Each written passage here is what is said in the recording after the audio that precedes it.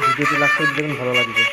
ও মা, তোমরা এই জায়গাটায় তাহলে কি দেখছো? আরে ওই বাড়ির মেয়েটা পালাই চলে গেছে। কেন তুই জানিস না? আরে সেটা 3 দিন হয়ে গেছে, পালায় গেছে, তোমরা এখন জানলে? সে তো জানি। ওর মা বাবা 3 দিন ধরে কেঁদে কেঁদে সে অবস্থা খারাপ হয়ে যাচ্ছে। আরে হ্যাঁ, যার যায় সেই বোঝে।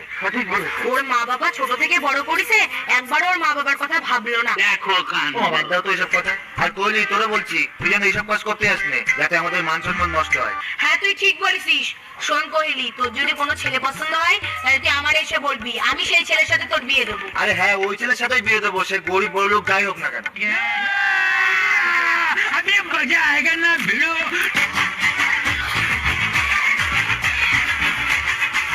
ওমা, এই যে আমার বয়ফ্রেন্ড, আমি 2 বছর ধরে প্রেম করছি, আমি এর সাথে বিয়ে করতে চাই। নমস্কার কাকিমা।